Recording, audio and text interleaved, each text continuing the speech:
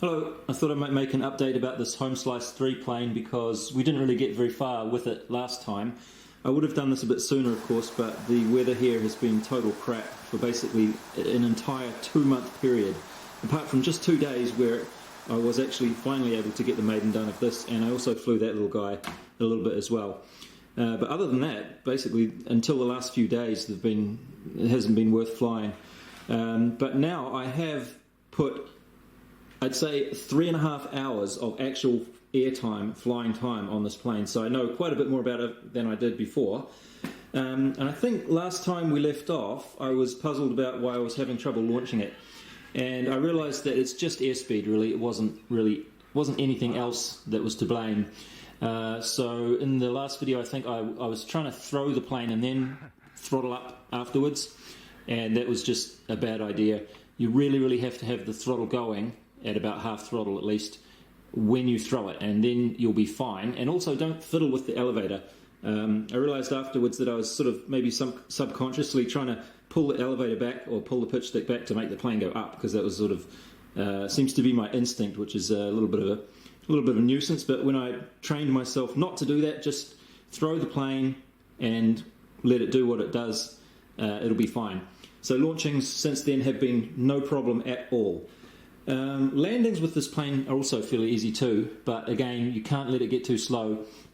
And I've actually had a couple of landings where right at the last moment it's just coming in, everything looks good, and then when it's about a foot off the ground it just goes whoop, and it tip stalls onto one wing and catches the wing on the ground and pulls or bends this thing. So this this has been the weak link in the chain as far as durability is concerned.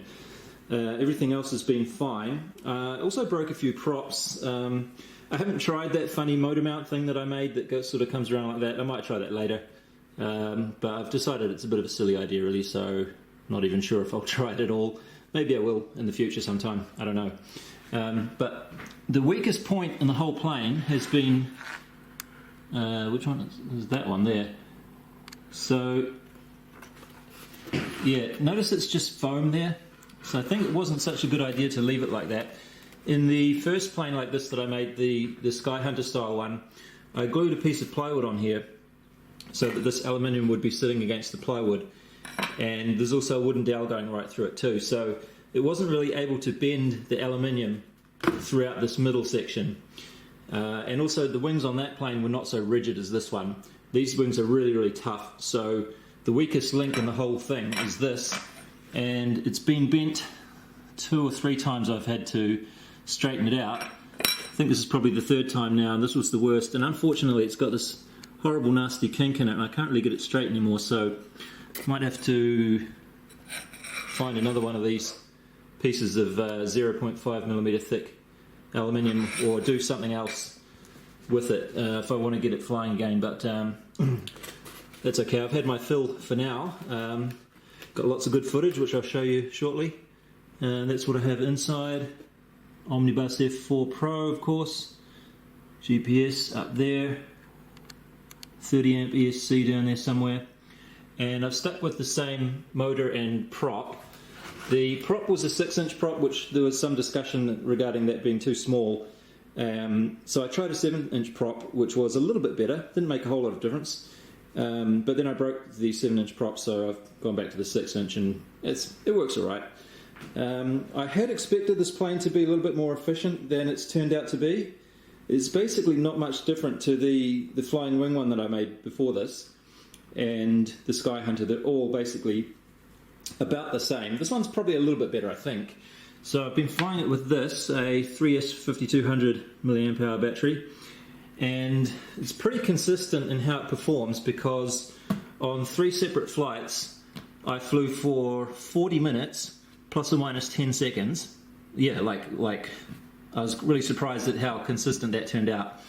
And the battery was returned to almost exactly storage charge, 3.79 volts per cell, every 3 times. I mean, all 3 times. So it was pretty amazing actually. And when I charged it back up, the charger said it took 2.7 amp hours, I think, to do that. And that was a flying weight of 1,510 grams with the RunCam 2 on here, like that. So it was nowhere near the 1,200 grams that I was hoping for. Well, with this, of course it wouldn't have been anyway, but anyway, and that was also powering this 600 milliwatt video transmitter. So I think overall it is a little bit more efficient than the other two planes I've made. But the original question was, how does it compare to the Mini Talon? I don't know. I think it's probably pretty close this time, but I haven't done a proper comparison, especially not with this same battery in the Mini Talon. But it's doing pretty well. So I'll just show you some video of the launches and landings and other bits and pieces, and some of the DVR footage so we can see the current draw and stuff like that. And that'll give you an idea of how much energy it's using to do what it's doing. And yeah, like I say, this is the main piece of damage that we have here. It's still flyable, of course, but I just think it might be a little bit more sensible if I do actually put a piece of plywood on here to stop that getting any worse. Other than that, basically there is no damage at all. Oh, there's a little bit there. Just a little bit there. That's it. So I'm fairly pleased with it, but overall the efficiency and stability is not quite what I was hoping for. Unfortunately, we haven't had any really calm days to test it properly.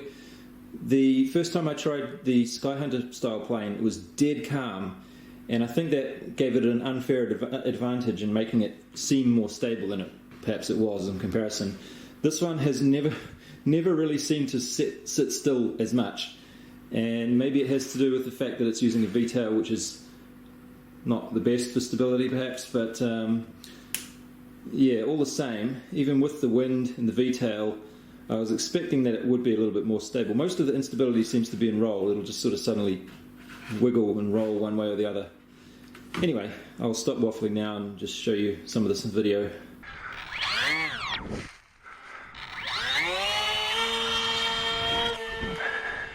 Oh, look at that. Huh. So all I had to do was not fiddle with it while it was launching.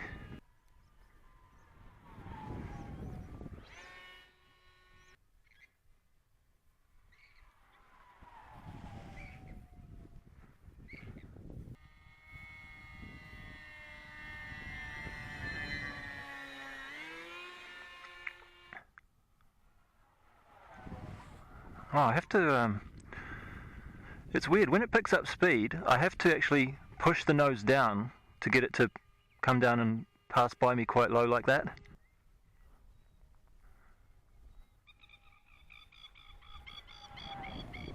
Yeah.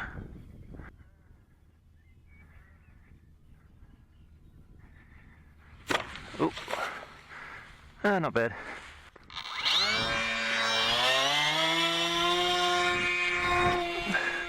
Look, see, that's fine.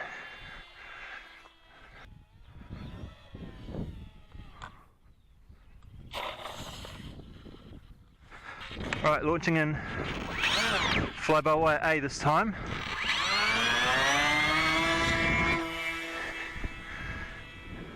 Look at that. Needs a little bit more throttle, I think. Oh, there we go. Okay, good, that's fine. I was a little worried there, man. I couldn't see it at all until it was quite close. It wasn't such a good idea to be doing this right on sunset or after sunset, but anyway, no harm done.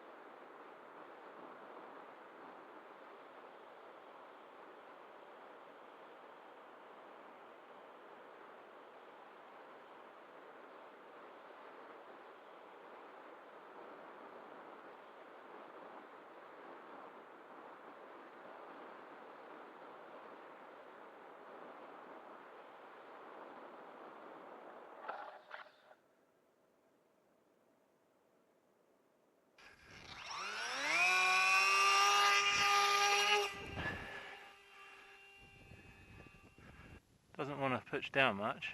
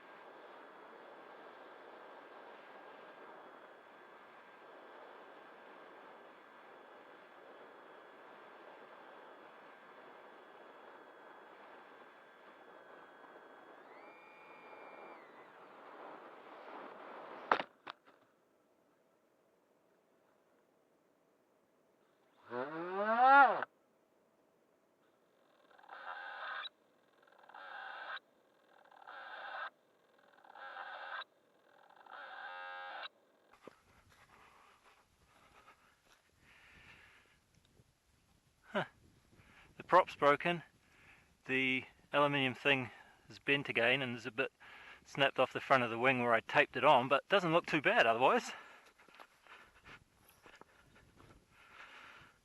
Huh. Could be worse.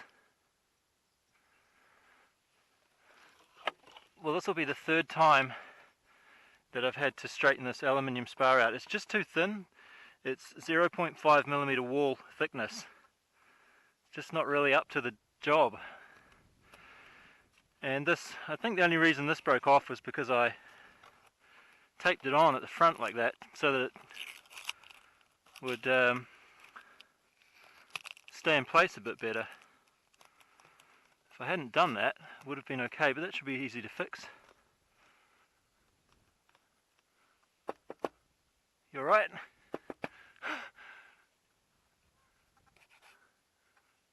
There's not even a mark on it really, apart from a bit of dirt. Huh. Lovely. I think. Yeah.